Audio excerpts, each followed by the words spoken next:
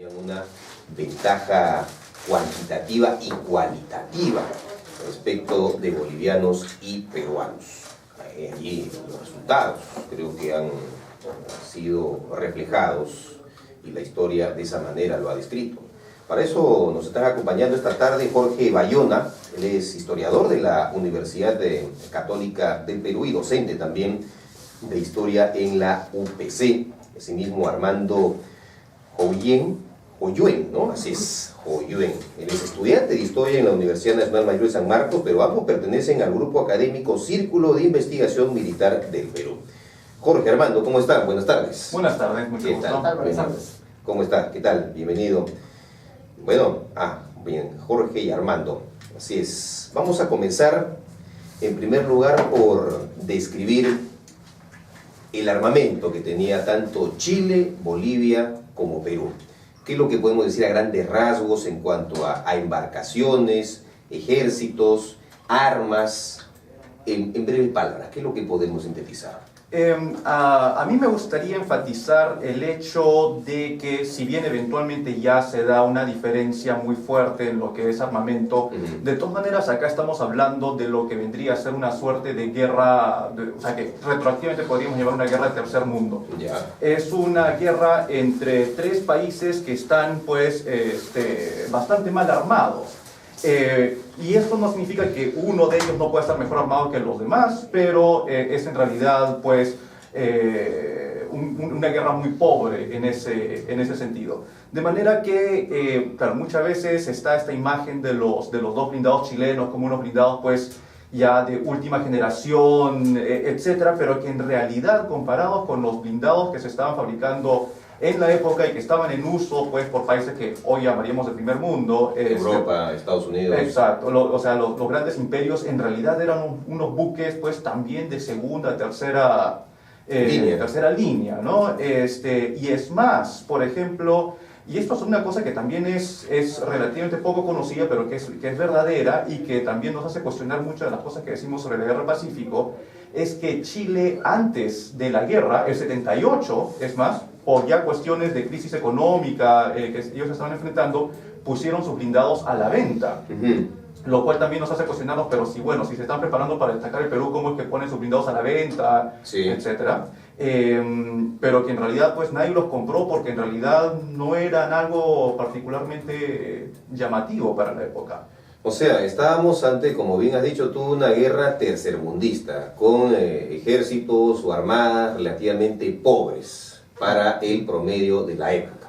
Para lo que sería pues el Imperio Austrohúngaro, el Imperio de una guerra a pequeña escala. Así es. Nada más. Bueno, obviamente, ¿no? Sí, Armando, te escuchamos también. Bueno, en cuanto al armamento terrestre, lo curioso es ver que, claro, si bien como comenta Jorge, es un conflicto periférico, ¿no? Que no está a la altura de los enfrentamientos llevados por las potencias militares de la época. Mucho del armamento en cuanto al armamento terrestre corresponde a armas de diferentes modelos y tipos que estaban en boga en la época y algunas relativamente desfasadas, porque la guerra, los usos y las leyes de la guerra están inspiradas de la forma considerada en ese entonces civilizatoria, es decir, a la manera europea. Eso lo ves en los uniformes, en el armamento y de cierta manera en la estrategia y la táctica y la formación, ¿no? Hay mucha influencia europea o de lo que podríamos llamar el primer mundo, ¿no? Aplicando términos actuales, y así ves que hay toda una variedad de armamento, tipos, calibres, rifles, fusiles, carabinas. Por ejemplo, en el ámbito de la infantería, vamos a ver que, claro, siempre se resalta la desventaja del Perú, ¿no? Y de los aliados de Bolivia, pero también hay que entender que las armas de por sí son un elemento tecnológico, pero que no explican por sí solo el desarrollo de las campañas. Entonces, el armamento hay que estudiarlo también con la forma como era empleado, es decir, el aspecto táctico, claro. También aspectos cruciales como lo que es la logística, ¿no? Entonces, todos esos factores en combinación son los que influyen en el desempeño, ¿no? También hay que sumar el adiestramiento, la formación de los soldados en el uso adecuado del arma, ¿no? Entonces, teniendo esos y muchos factores más en cuenta, entonces podemos ver que, por ejemplo, en el lado peruano había variedades de rifles distintas, ¿no? Y lo que se decía también era de que a veces tenían municiones que no calzaban. Por ejemplo, ¿no? Mucho se resalta especialmente en la batalla de Lima, que se arma un ejército prácticamente improvisado después de la debacle en la campaña del sur, se logra armar una defensa y adquirir diferentes tipos de armamento. ¿Estos soldados sabían utilizar o no el armamento? Ahí también había otro gran detalle. Por ejemplo, ¿no? Muchos, estaba en los restos del ejército de línea que habían sobrevivido a la campaña del sur, y también reservistas de la ciudad de Lima y campesinos, peones que habían sido llevados desde la sierra hasta Lima, ¿no? Por sus patrones, por los hacendados, ¿no? Vamos a continuar desarrollando el tema, Armando, pero quería preguntarle también a Jorge, en cifras, ¿se puede más o menos tener una idea de cuántos soldados tenía el ejército peruano, el chileno y el boliviano? Porque hay que ver que la cantidad puede marcar una pauta, pero la calidad también es otra importante, ¿no es así? A inicios del 79, que es cuando ya la crisis que lleva la guerra arranca en febrero, pero en enero del 79 en realidad vemos cifras de soldados que nos llamarían mucho la atención. El Perú tenía poco más de 5.000 hombres, o sea, de su ejército de línea. Bolivia tenía unos 2.500 y Chile tenía unos 3.000. Es decir, en enero del 79, el Perú junto con Bolivia tenía largamente más que el ejército chileno. Ahora, claro, pero en realidad eso no pesa tanto en la medida en que la guerra terrestre recién empezó en la práctica, ya en noviembre, pues casi un año después. Y para ese entonces ya cada país ha incrementado significativamente sus fuerzas de combate. En noviembre de 1880. No, 79. 79, correcto. Entonces pasa casi un año.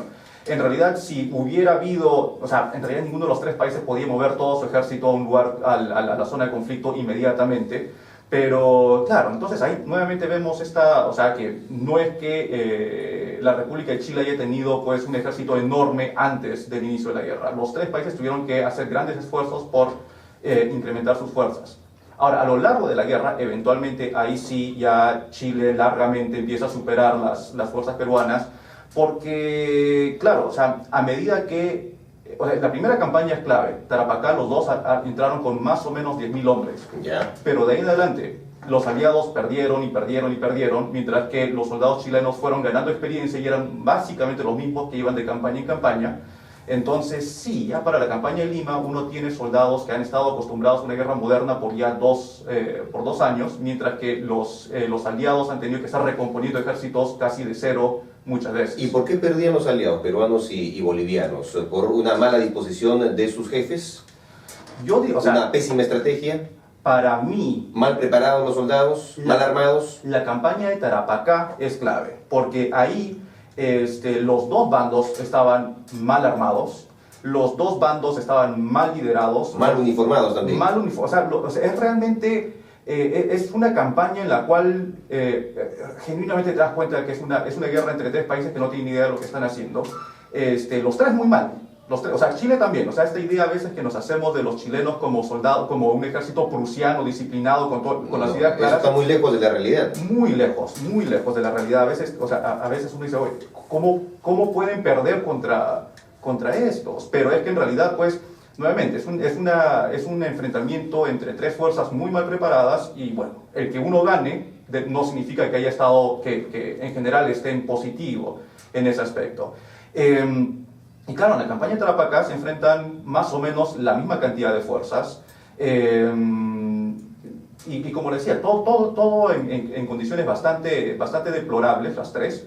Pero bueno, ganó Chile. Eso les permitió empezar ya a utilizar el salitre de Tarapacá para seguir financiando la guerra. El ejército peruano y boliviano quedó bastante mal y entonces tuvieron que irse reflotando, reconstituyendo, y a partir de ahí ya es una suerte de bola de nieve. Claro, esa falta de experiencia, como bien lo estás relatando, y el haber sostenido un ejército constante de veteranos, que eran los que ya tenían un conocimiento sobre el terreno en el cual se estaban desarrollando los acontecimientos, les daba una ventaja notoria sobre peruanos y bolivianos a los chilenos. Claro, por ejemplo, en la campaña de Lima, buena parte de los que van, los chilenos que van, son gente que ya ha estado peleando en desierto. En Arica, Tarapacá, ¿no? Por ejemplo, San Francisco. Mientras que, como decía Armando, muchos de nuestros soldados para la campaña de Lima eran olimeños que, bueno, poco habían salido de Lima, o peones de la sierra, pues para quienes ya llegar a la costa en sí ya es un país, es un territorio diferente. Lo que hay que tener en cuenta es que se trata de una guerra de desgaste. Entonces, buena medida, el ejército que va a prevalecer, o el país que va a prevalecer, es aquel que puede compensar o reponerse a este constante desgaste, porque cada campaña va a ser una pérdida de armamento, de munición, de hombres, de recursos, de logística. Entonces, el Perú, además, hay que tener en cuenta, inicia con la dificultad de, si bien era el país defensor, como Bolivia, el teatro de operaciones del sur era amplísimo. Estamos hablando de los departamentos de Tacna, de Arica y de Tarapacá. Es decir, si bien podía tener un contingente más o menos numeroso, además compuesto por el grueso de su ejército profesional, de su ejército de línea, tenía que distribuirlo en un área muy grande. Entonces, al tener Chile el control del mar, entonces ya podía disponer el desembarco en cualquier punto de la costa, ¿no? Entonces, y por ejemplo, conversando con un amigo historiador, que es Jorge Ortiz Sotelo, conocedor de estos temas, acerca de, por ejemplo, el planteamiento militar estratégico del presidente Prado, su apreciación es de que este planteamiento no es erróneo, ¿no? Es decir, él trata de jugar, apostar a ganar, ¿no? Y la disposición de las fuerzas apunta a estos objetivos. Ya de ahí vienen otros problemas como los que tú comentas. La conducción, es decir, la implementación de esa estrategia en el campo. Es decir, el general era Buendía, ¿no? En el sur. Y la conducción es completamente desastrosa, ¿no? Y eso va mermando al punto de que, como comentaba Jorge, si se busca un punto de inflexión a partir del cual se puede decir que la guerra va decantando en contra de los aliados, se puede decir que es la campaña de Tarapacá. O sea, un mal comienzo con el pie izquierdo, ¿no? Correcto, bien. Seguimos aquí, amigos oyentes, y recuerdo que estamos conversando con Jorge Bayona, historiador de la Universidad Católica de Perú. Él es docente de historia también en la UPC, y Armando Hoyuen, él es de la Universidad Nacional Mayor de San Marcos. Ambos pertenecen al grupo académico Círculo de Investigación Militar del Perú. Estamos hablando acerca de la campaña terrestre, la Guerra del Pacífico, y también el armamento utilizado por los ejércitos peruano, chileno y boliviano. Bueno, Bolivia, creo, de los tres, pues es el que estaba en peores, en las más deplorables condiciones, ¿no? En cierto sentido, ¿no? Al punto de que, por ejemplo, claro, fuera del campo de la fase terrestre, por ejemplo, carecía de marina, ¿no? Entonces por eso es que la fase la lleva, el grueso de la fase marítima la lleva el Perú. En cuanto a armamento, había de infantería, había fusiles de diferentes tipos. Yeah. Por ejemplo, en el Perú predominaba mucho el chassepot. Entonces, para entender el tema del armamento hay que ver lo que es todo el desarrollo armamentístico del siglo XIX, ya que es una época en la que se dan toda una serie de innovaciones y de avances tecnológicos en espacios muy breves, en pocos años. Entonces, y hay diferentes innovaciones, como por ejemplo el estriado del cañón, Yeah. y el cambio de la forma del proyectil a una forma más prolongada. Y eso va haciendo que aumente la distancia, el alcance, y también se va viendo lo que es el encapsulamiento de la munición. El estriado de esos rifles o fusiles no estaba tan bien desarrollado como ya lo está actualmente, y a veces los proyectiles no salían en la dirección que uno apuntaba, ¿no? Relativamente, Yeah. porque para los estándares de esa época, claro, es que están dándose esas innovaciones. Porque entonces, a veces las municiones no eran del calibre también del fusil. No, independiente de ese tema, lo Claro. que sucede es que, no, si no es la munición, entonces tal vez no vaya a O eran muy pequeñas, o el calibre era muy pequeño, a veces por 1 milímetro, 2 milímetros, y la bala, en vez de salir en una sola dirección, iba rebotando contra el borde del cañón, ¿no? Y eso hacía de que al final el o tal tiro... vez tal vez no podía entrar el cartucho en Sí, la recámara. obviamente, ¿no? pues, ahí es imposible, ¿no? Claro, además, para los estándares de ahora, las armas de fuego tienen mucho más alcance, Claro, mucho, sí. otras Precisión. funcionalidades, Poder más de precisión. precisión. Pero para esos estándares de la época, y también hay que entender que el armamento va a influir en la táctica y en la estrategia, ¿no? Y a veces el problema va a ser también que como los oficiales o la estructura militar no se adapta a estas nuevas disposiciones de los avances tecnológicos, entonces van a tener todavía implantado el chip de la formación anterior. Es decir, por ejemplo, la época inmediatamente anterior al nuevo armamento que se da es la de los fusiles de chispa, ¿no? Que tenía una carencia de tiro baja porque el proceso de recarga implicaba... ¿Era un tiro cada cuánto tiempo? En un minuto se podían disparar promedio 2, 3 tiros. Dos, en cambio, porque se disparaba y había que volver a cargar. Claro, había que... los fusiles se abancarga, es decir, lo que se cargaban por la boca del cañón. Pero por ejemplo, a mediados del siglo XIX, entre estas innovaciones que mencionábamos, vas a ver también la creación del cartucho, es decir, la munición, el propelente, la pólvora y la cápsula percutora incorporadas en un solo paquete. Inicialmente cartucho de papel y posteriormente cartucho metálico, que es lo que vemos hasta el día de hoy. Entonces, ¿qué usaban los peruanos principalmente? Había el fusil llamado Chassepot. ¿No? ¿Es de fabricación? De fabricación francesa. Francés. Para los 1840 en Alemania se va a crear el famoso fusil Dreis, que es de aguja percutora, que es la que va a golpear el fulminante y va a ser accionado con un cerrojo manual, como esos cerrojos de la puerta. Un cilindro corredizo que se gira. Entonces, y recién los franceses van a implementar su primer fusil de acción de cerrojo en los 1860s.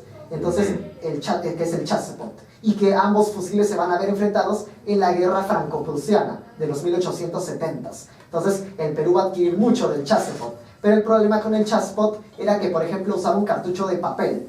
Entonces, y la pólvora en este tiempo es pólvora negra. Entonces, todo ¿Eso quiere decir que esos proyectiles no tenían mucho alcance? No, el problema, no es tanto el problema del alcance, sino que, porque el desempeño balístico del Chassepot no era tan deplorable para los estándares de la época. El problema va a ser que eso va a dejar mucho residuo, mucha contaminación dentro del fusil. Entonces, después de una cantidad de disparos, 100, 150 disparos, va a atascarse. Entonces, ya no va a poder accionarse el cerrojo con tanta facilidad y un fusil averiado en medio de la batalla es fatal. Bueno, ¿no? es como ir al suicidio, ¿no? Y entre otros modelos de fusiles también. Por el lado de Chile, Chile tenía dos principales ventajas. Primero, que usaba dos tipos de fusiles, no desplegaba tanta variedad como el arsenal de los aliados. Usaba el Graz, que es una versión mejorada del Chassepot, que se produjo pocos años después, por el año 1874. ¿Cuál era la principal innovación del Graz? Que no usaba un cartucho de papel, sino que usaba un cartucho metálico. Entonces, eso permitía un mayor sellado de la recámara y eso hace que la fuerza de la explosión se enfoque más en proyectar en impulsar el proyectil. Además que disminuye la cantidad de contaminación que se acumula en la recámara, ¿no? Y el otro fusil también conocido va a ser el Comblain, de fabricación belga, que va a tener otro sistema de accionado, que es un bloque que se acciona cuando el guardamano, es decir, la pieza que protege, la pieza que protege el gatillo es accionada y eso hace descender un bloque que revela la recámara y insertas el cartucho y eso acciona también el percutor. Cierras nuevamente y ya está listo para disparar. Entonces eso se traduce en una frecuencia de disparo mucho mayor, de aproximadamente 9, 10 proyectiles por minuto. ¿Y en qué momento es que los peruanos adquieren los fusiles Remington? Aproximadamente del inicio de la guerra, ¿no? Los bolivianos tenían mucho del arsenal, en su arsenal de Remington. Creo, ¿no? También hay fusiles adquiridos por el Perú. Pero claro, como dice, Perú le prestó a Bolivia y Bolivia le prestó a Perú. Pero como señalaba Jorge, hay que distinguir lo que es la adquisición del armamento antes de la época, antes del estallido de la guerra. Hay dos expediciones a Europa, por parte de Bolognesi y Castañón para adquirir armamento, artillería, fusilería y otros implementos, y también el armamento que se consigue durante el desarrollo mismo de la guerra. Entonces, Bolivia entra con el fusil Remington y, por ejemplo, cuando ya se dio la caída de Lima y ya se ha instalado el gobierno de Lizardo Montero, el gobierno provisorio en Arequipa, entonces el Perú va a hacer esfuerzos por adquirir más armamento para recomponer sus fuerzas. Y entre este tipo de armas vemos el fusil Remington, tanto comprado por el Perú, ingresado por Argentina y Bolivia, y también apoyo boliviano cumpliendo las disposiciones del Tratado de Defensa, ¿no? En esta línea de que errónea de que se entiende, de que se piensa de que Bolivia nos abandona en la guerra, y eso no es tan cierto, eso lo desarrolla Daniel Parodi, ¿no? Así es, efectivamente, sí, hemos tenido la oportunidad de conversar con él también aquí en más de una oportunidad, explicándonos en qué consistió justamente este supuesto abandono de las tropas bolivianas, dejándonos solo frente a los chilenos. 1:22. Vamos a invitar también a los oyentes a que puedan participar con sus comunicaciones al 251-9422 y 467-4499 para que puedan alternar en este diálogo con Jorge Bayona y Armando Hoyuen. Así es, ¿no? ¿Correcto, Hoyuen? Muy bien. Vamos con llamadas de los oyentes. Exitosa, buenas tardes. Buenas tardes, ¿qué tal, señor? Bienvenido. ¿De qué parte nos llama? Uno es San Marquino, el otro es de la Universidad Católica, así es. Así es. Ah, muy bien, bienvenido.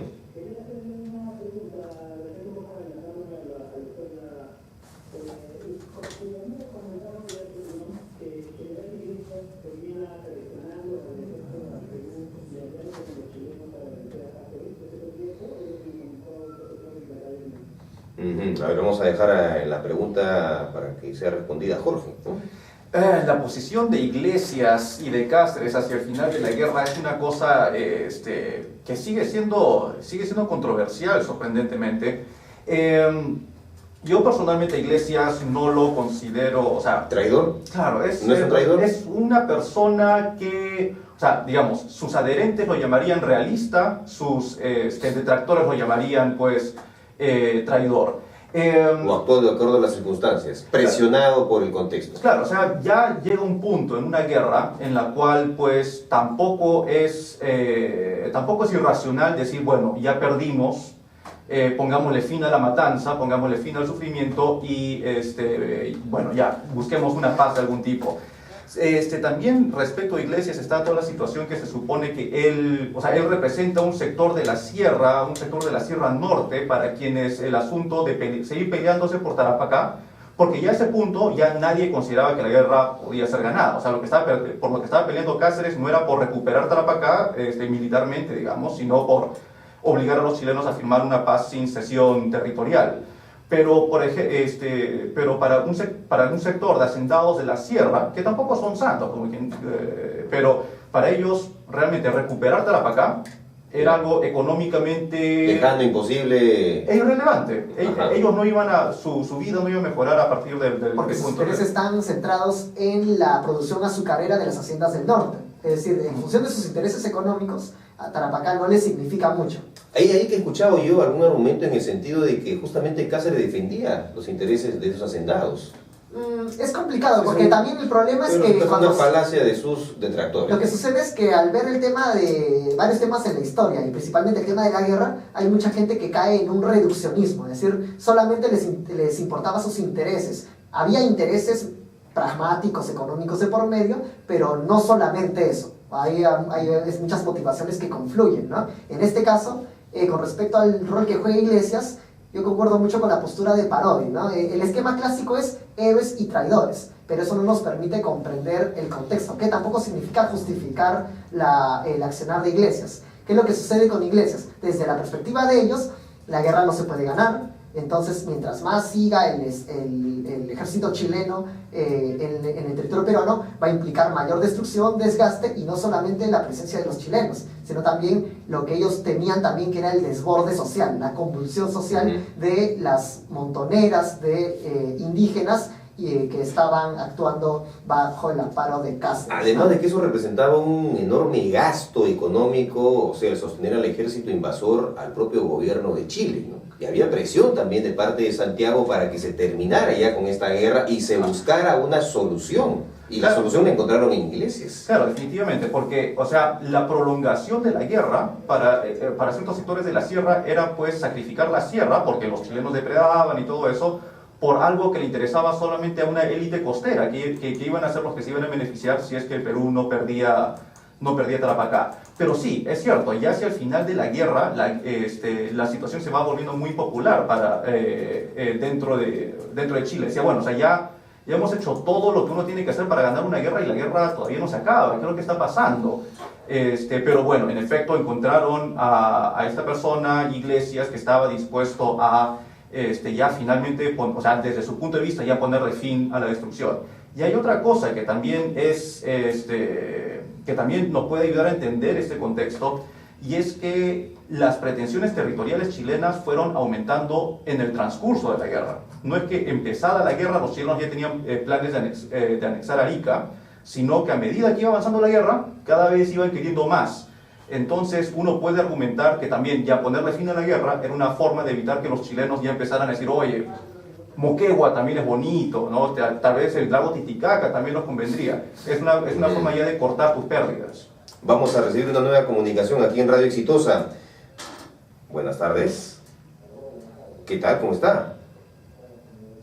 ¿De qué parte nos llama, señor? Adelante, lo escuchamos.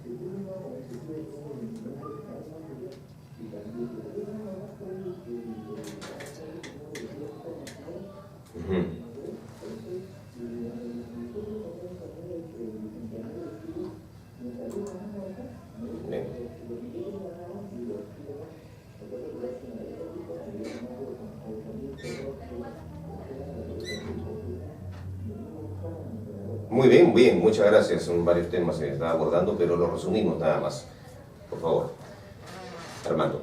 Bueno, sobre lo comentado por el escucha, yo quisiera resaltar que a veces también, claro, como vemos la guerra de manera retrospectiva y de manera ligera, entonces a veces asumimos que la superioridad chilena era abrumadora desde el comienzo y definitiva, pero no, si ves el desarrollo de muchas batallas, vas a ver que los resultados son muy reñidos, ¿no? Al punto de que hay momentos en ciertos enfrentamientos en los que las fuerzas aliadas tienen cierta ventaja y están en momentos de ganar, pero una cosa es ver, así como la guerra está compuesta por las batallas, una batalla no hace la guerra, también un momento de la batalla no decanta el resultado, no tiene que ver todo el desarrollo, porque hay muchos factores que influyen, la implementación de refuerzos, el tema de suministros, se agota la munición, entonces ese es un punto muy importante a resaltar. Eso fue lo que sucedió en el triunfo de Tarapacá, no teníamos más municiones ni siquiera para poder perseguir, creo, al ejército chileno que había sido derrotado. Lo que sucede es que Tarapacá se da en la retirada de las fuerzas peruanas hacia Arica. Entonces, un contingente chileno es enviado para tratar de eliminar esta fuerza combativa peruana, pero los peruanos logran repeler el ataque, también tienen considerables bajas, pero evitan el exterminio, ¿no? Entonces, para tratar de continuar su marcha hacia Arica, ¿no? Otro punto también interesante es el tema de es un tema muy debatido a lo largo del tiempo, ¿no? ¿En qué medida Inglaterra estaba detrás propiciando la guerra hacia Chile? Yo creo que es un tema que se repite a la ligera, ¿no? Porque una cosa es reconocer los intereses de la corona o del Estado inglés, y otra cosa es el interés de los particulares ingleses, ¿no? Los capitalistas, los empresarios, que obviamente veían un ambiente más favorable, además porque el Perú había estatizado el salitre, entonces no es raro suponer que sus intereses habían sido más acordes con los de Chile. Y por ejemplo, hay una película muy interesante de producción chilena, que no sé si es muy conocida, que se llama Caliche Sangriento. La encuentras en YouTube, y ahí tú ves que hay una conversación muy interesante entre dos personajes, un capitán y el teniente de un pelotón chileno. Entonces el teniente es ilustrado, es educado, de carrera de derecho, y él recalca mucho ese punto de para quién va a ir el beneficio que está costando esfuerzo para sus soldados chilenos, que es a las potencias extranjeras, ¿no? Vamos a hacer una pausa aquí en Radio Exitosa y seguimos conversando, amigos, a través de los 95.5 de la FM. Volvemos. Interesante. Sí. ¿Tienes una pizarra? Sí, por eso te quería preguntar. Permíteme, por favor. Gracias. Yo soy de un grupo de estudios. Ya, por favor, agrégalo ahí. Que se llama... ¿Han leído el libro de Vitocho? ¿Han tenido la oportunidad de hacerlo? Todavía no. ¿Sí? ¿Y qué te parece? ¿Lo vamos a comentar? Muy sesgado, diría yo. ¿Sí? Y bien ligero porque analicemos historia. Es un grupo de estudiantes de San Marcos. Muy antiprado, ¿no? Sí. Y el problema es que cuando ya tienes una consigna predeterminada, entonces eso influye tu enfoque y tu orientación. Antes de que lo publique, lo invitamos acá también pues, a Vitocho, ¿no? Y yo le pregunté, pues, ¿no? O sea, ahí, ¿qué hay detrás, Leo? ¿Hay un tema personal, familiar, añejo? No, nada de eso. Incluso yo tuve parientes que estuvieron, dice, combatiendo bajo las órdenes de Prado, ¿no? Y otros generales que en ese momento estaban al mando del ejército, ¿no? Y de ninguna manera. Ese es un producto de una investigación exhaustiva, documentos. Aunque falta mucha documentación, me estaba conversando con un amigo que falta revisar muchas más fuentes. Ah, sí, falta todavía mucho para más. Para tener una mirada más amplia. No para defender a Prado, pero sí también no caer en una fácil. Porque él rompe, creo, con el esquema de la versión que están sosteniendo últimamente la mayoría de historiadores, creo, ¿no? Que tratan de llegar a una visión un poco mucho más objetiva. Más balanceada, ¿no? Sí. No tan, con una visión tan nacionalista o ultranacionalista a los hechos, ¿no? No ser un copio de él, pero tampoco ser detractor a ultranza. No, tampoco, ¿no? Tampoco. Es la lógica del historiador como juez. Sí. Tiene que decir, ya, a ver, tú eres héroe o villano, ya, el juicio y te paso para un lado. Es un poco la lógica que está detrás del libro de Vitocho. Así como hay una comisión fiscal. Así como hay una novela histórica. Son exactamente 1 de la tarde con 35 minutos. Tenemos información con Erika Arrado. Adelante, Erika. Gracias, Ángel. Muy buenas tardes. Ya son 22 los casos de agresión contra policía, según lo indicó el propio ministro del Interior, Daniel Urresti, quien acudió hasta la comisaría de Barranco con un nuevo caso de agresión a un efectivo policial. Se trata del suboficial superior Ángel Vigo Noriega, quien presenta una posible fractura de nariz, luego que dos sujetos en estado de ebriedad lo atacaran y le propinaran un cabezazo. De otro lado, el ministro Urresti también rechazó tajantemente que el ex ministro del Interior no pidió y vaya a ser asesor en la compra de uniformes para la Policía Nacional. Indicó además que las investigaciones continúan en el caso de los 300 kilos de droga incautada en una camioneta en Barranca que involucra a un candidato provincial, Orlando Tapia, de Fuerza Popular. Dijo que los narcotraficantes están dispuestos a lo que sea para infiltrarse en cargos políticos y públicos y que hay partidos políticos que se dejan engañar. Informó Erika Arrado, Radio Exitosa. Bien, muchas gracias, Erika, por la información. Bueno, son a 1 de la tarde con 36 minutos y seguimos aquí en el diálogo con nuestros invitados. Jorge Bayona, historiador de la Universidad Católica del Perú, docente también en la UPC, y Armando Joyuen, estudiante de Historia de la Universidad Nacional Mayor de San Marcos, integrante del grupo Analicemos Historia, así es, pero ambos pertenecen al grupo académico Círculo de Investigación Militar del Perú. explicándonos algunos pormenores, respondiendo también las inquietudes de nuestros amigos oyentes en torno a la guerra del Pacífico, sobre todo la campaña terrestre, y cómo estaban armados todos estos ejércitos. Yo veo que tienes aquí un libro en las manos, Jorge. Armando, perdón, coméntame. En cuanto a la bibliografía de la Guerra del Pacífico, sería bueno invitar a los oyentes a consultar entre varias fuentes bibliográficas. Uno es la obra de el general de Lepiani, que tiene una obra de 2 tomos llamada Historia Militar del Perú. Y el segundo tomo está dedicado especialmente a las batallas de la Guerra del Pacífico. Allá uno puede, y además que de Lepiani realiza un análisis muy interesante de lo que es la disposición de las fuerzas, el planteamiento estratégico, el desarrollo táctico y las conclusiones que se pueden sacar de las batallas.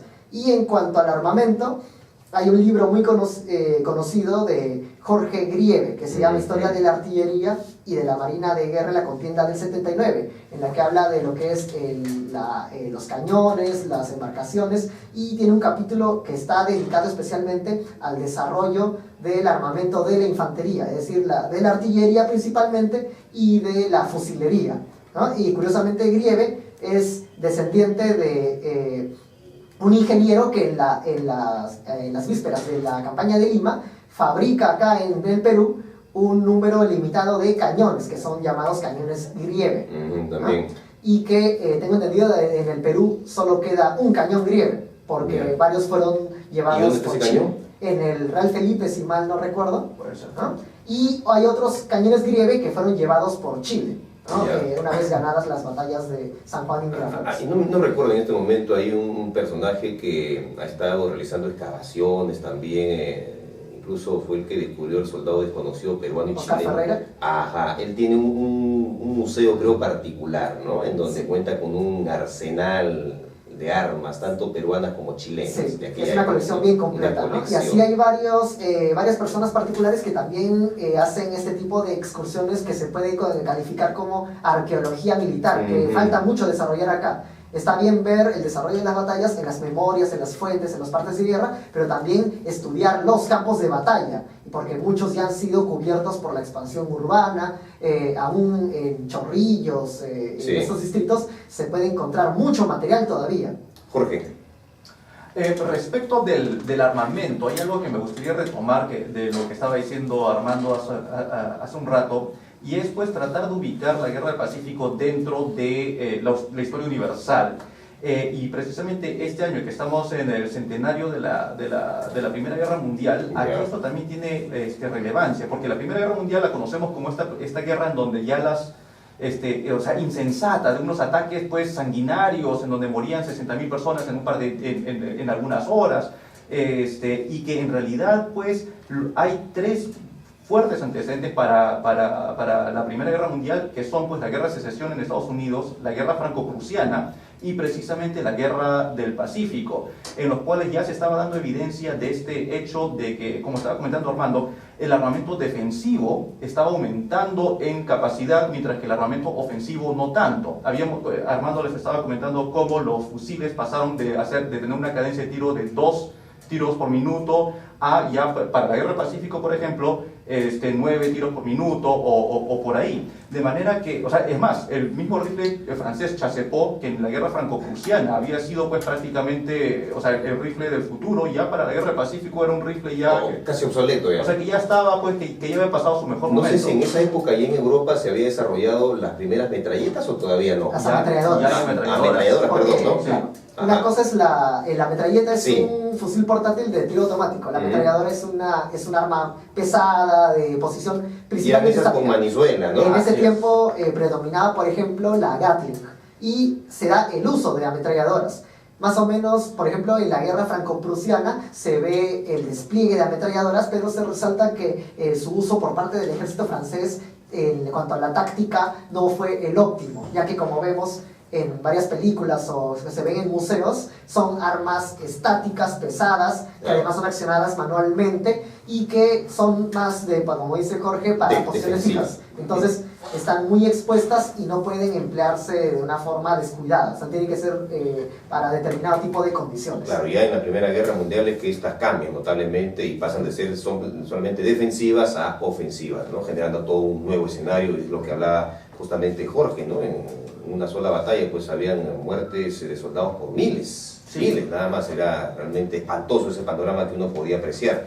Vamos con más comunicaciones aquí en Radio Exitosa. Buenas tardes. ¿Qué tal, caballero? ¿Cómo estás, Héctor? ¿Qué te parece el programa? Bien, bien, Héctor. Te escuchamos.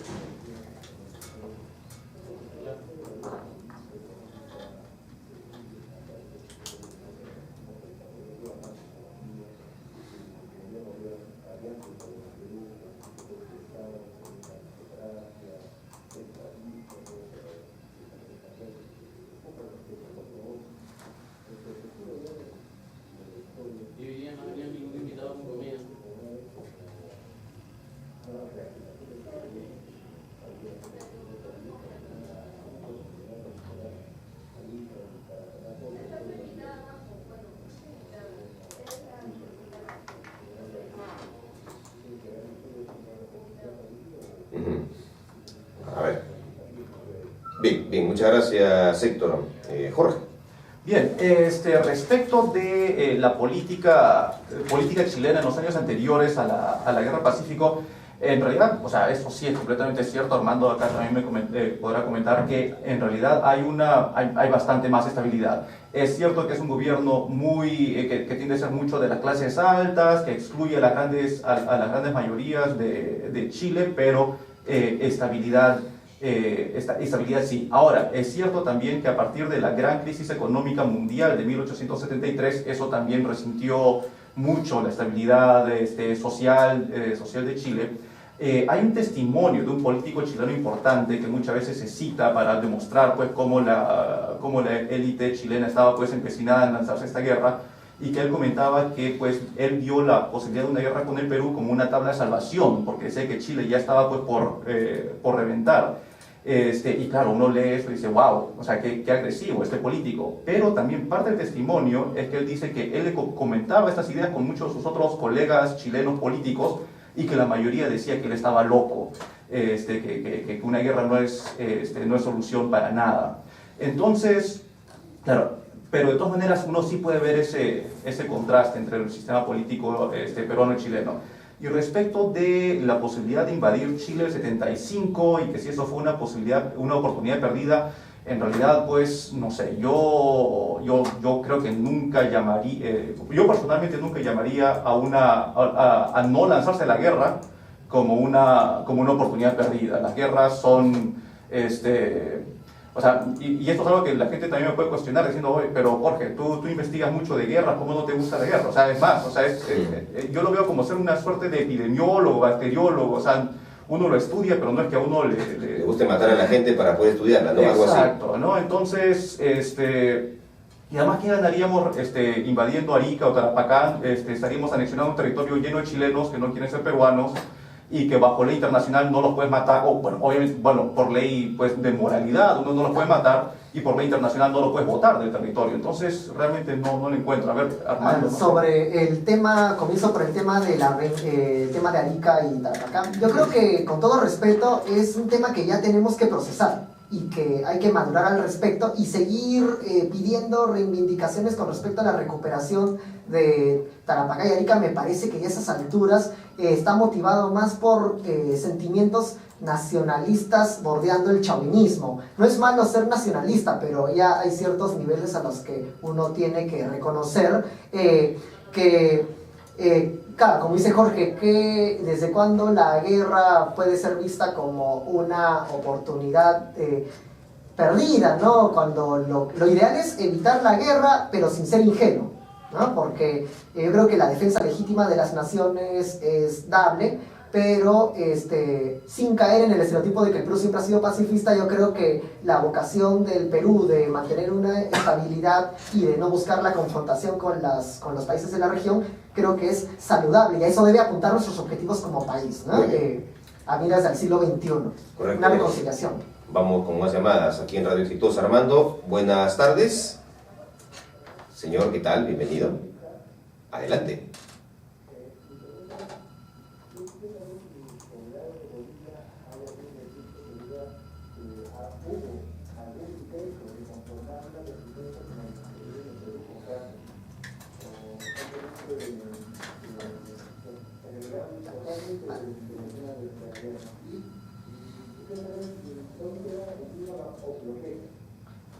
A ver, con respecto al punto de la participación boliviana, el tiempo es breve, pero yo recomendaría mucho leer La Laguna de los Villanos de Daniel Parodi, ¿no? Que ya está invitado al programa, y que desarrolla, trata de responder algunas de estas interrogantes que manifiesta el oyente sobre qué pasaba con Bolivia, ¿no? Hay que también entender que Bolivia era un país que tenía convulsiones internas muy fuertes, así como el Perú. Pero el problema, como te decía, es que muchas personas al abordar esos temas caen en un reduccionismo y una generalización excesiva. Los bolivianos fueron traidores, los chilenos eran bárbaros, los peruanos eran justos, los chinos fueron también desleales. Entonces yo creo que conviene matizar esas afirmaciones, no negarlas, pero sí ver la dimensión y la proporción de Bueno, es estas. que todo depende del bando en el que uno se encuentre, ¿no? Pero independiente de las nacionalidades, uno puede tratar de ser objetivo en la medida de lo posible, pero no por dejarse supuesto. llevar por las pasiones. Y yo lo digo desde el punto de vista de las pasiones que Claro. todo esto despierta, ¿no? Por ejemplo, Soy chileno de repente y lo veo con una óptica distinta a la que pueden hacer el análisis los historiadores de manera mucho más objetiva de esos peruanos miserables, ¿no? Por ejemplo, hay quienes piensan que porque ves autores chilenos o revisas discursos chilenos, eres pro-chileno, no necesariamente. El asunto es que hay mucha más historiografía chilena que peruana que hablaba acerca del tema del conflicto de la guerra del 79, pues estoy equivocado. En cuanto a cantidad, no sé si es Bueno, pertinente. puede ser cantidad, pero la calidad está bien. ¿Por qué? Uno de los problemas principales es, no de toda la historiografía chilena, pero sí de la mayoría abrumadora, es que como es el discurso del vencedor, entonces no hay una revisión tan profunda, ¿no? En cambio, el Perú, tú ves que hay una variedad de posiciones y de discursos abrumadora, en la que, por ser el país derrotado, nos cuestionamos mucho sobre la naturaleza de esta derrota, las causas que la propiciaron, y creo que en ese sentido es una historiografía más fructífera, no desmereciendo la chilena, sino en el sentido de que son preguntas muy de fondo, ¿no? Así es, ¿algo que agregar de repente, Jorge? Yo diría que, o sea, sí, pues, o sea, en el Perú en el Perú y también Bolivia se ha escrito más sobre la Guerra del Pacífico porque, claro, o sea, en realidad, para el chileno promedio, la Guerra del Pacífico es como para el peruano promedio es la guerra con Ecuador del 41, Claro. que invadimos, ganamos, bueno, o sea, ¿Por qué no quedamos? Nada. Bueno, en realidad, para los ecuatorianos, o sea, digamos, la historiografía nacionalista ecuatoriana tiene un discurso que ahí fue que el Perú le quitó, pues, Los agresores. la mitad de su territorio. Para el peruano, o sea, la guerra con Ecuador es, o sea, el peruano promedio muchas veces le pregunta sobre la guerra con Ecuador del 41 y no saben decir mucho al respecto. Mientras que durante mucho tiempo para el sector nacionalista ecuatoriano, la guerra del 41 era su guerra del Pacífico, ¿no? Que nosotros ecuatorianos buena gente, que nos invadieron los peruanos. Entonces, y claro, uno lo ve también con los sureños en Estados Unidos, con la guerra de secesión.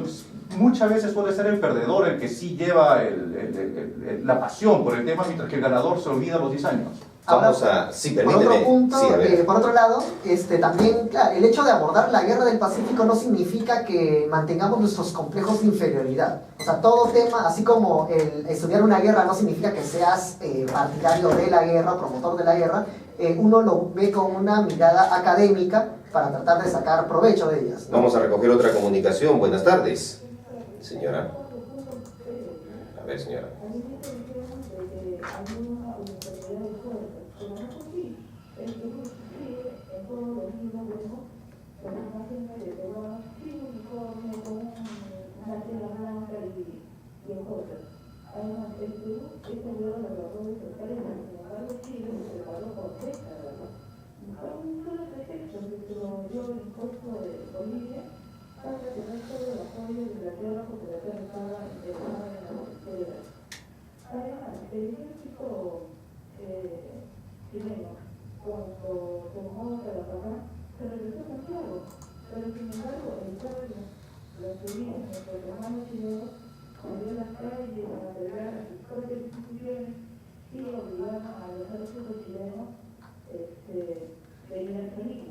Ahora, en lo último que dijeron que el Perú es un país pacifista, somos los buenos de la película, pero que bien después Chile, por ser aguerrido del Perú, nos quitaron ayuda para matar y nosotros somos los ciudadanos primero, ¿no? Y ahora que están en el tribunal de los terroristas, también nosotros no hacemos nada porque somos los buenos de la película. Qué bien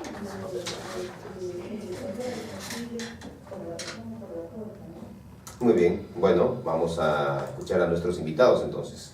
Bueno, con respecto al punto de, claro, yo lo que dije es que el tema de esta imagen del Perú como un país pacifista que no busca la guerra tampoco es tan cierta en la medida que es un discurso, es una construcción de una imagen, ¿no? Entonces, pero de lo que se trata es de no buscar la agresión y también no ser ingenuos, ¿no? Es como decir que el abogar por la reconciliación peruano-chilena es un pedido ingenuo, pero no, o sea, esa reconciliación tiene que ir con una serie de criterios y consideraciones por parte del Perú, una apertura mayor a entablar diálogo y también por parte de Chile, ¿no?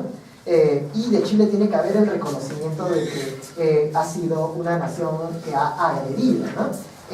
Por otro lado, creo que tampoco se ha afirmado, ¿no, Jorge, que haya una uniformidad de las fuerzas peruanas. Más bien hay una heterogeneidad abrumadora en cuanto a origen social, nivel de entrenamiento, conocimiento del contexto que se está viviendo, adiestramiento, formación, y esa heterogeneidad va a, en buena medida, jugar en contra del Perú, pero también hay que evitar caer en este juego de los discursos, porque en Chile también se maneja un discurso de que su Estado era súper organizado, y que sus fuerzas eran incluso racialmente blanqueadas, ¿no? Y lo cual no es cierto. Chile también presentaba una relativa heterogeneidad social, como bien señalaban, la procedencia obrera de muchos combatientes, pero por ejemplo lo que Chile sí hace es hacer las cosas de la mejor manera para sus intereses. Por ejemplo, en el tema del armamento, lo que va a realizar, aparte de tener un número menor de armamento, es estandarizar la munición que van a utilizar. Y van a instalar una fábrica de munición en Chile. Y eso va a implicar toda una serie de ventajas logísticas. Armando.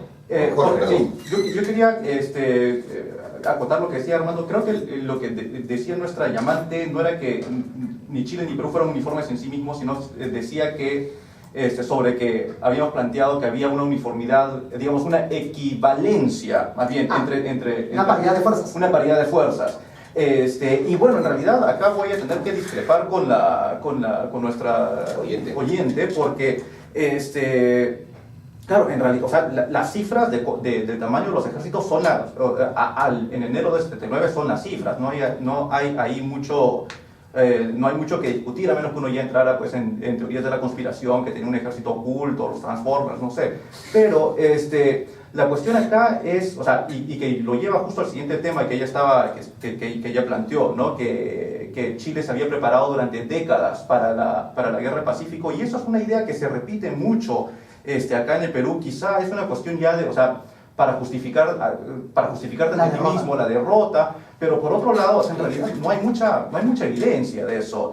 Tan solo, pues, 13 años antes, o 15 años antes, que fue la guerra con España, en realidad, pues, uno ve, porque fue una guerra naval entre la flota peruana chilena contra la flota española, y en realidad los chilenos dan pena. O sea, uno dice, oye, en realidad esta es la flota peruana con 2 barquitos de ayuda chileno, y en realidad, pues, el tonelaje, si hubiera habido una guerra entre Perú y Chile, el 66, en vez de tener la guerra contra España, realmente Chile no tenía hacer frente.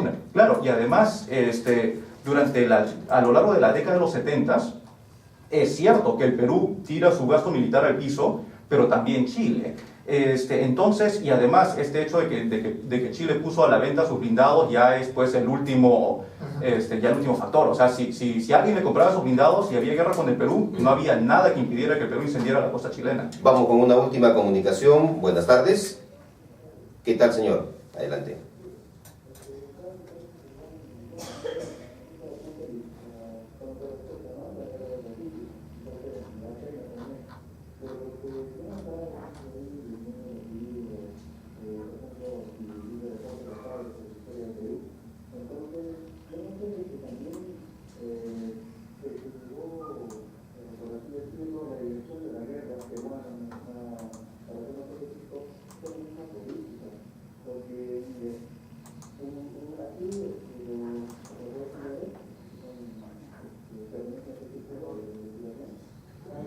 mencionado, un poco de conocimiento, porque el grupo más utilizado no solamente en Francia, de potencia veces.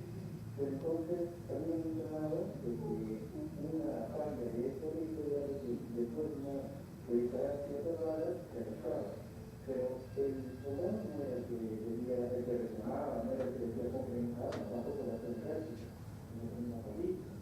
Y entonces acá se les puede saltar que ellos empeñan ahora el hecho de que una vez que el presidente Prado partió de Perú con el motivo, entre comillas, de comprar armamento en Europa, asuntos que dan al golpe de Estado que han conocido por la tierra.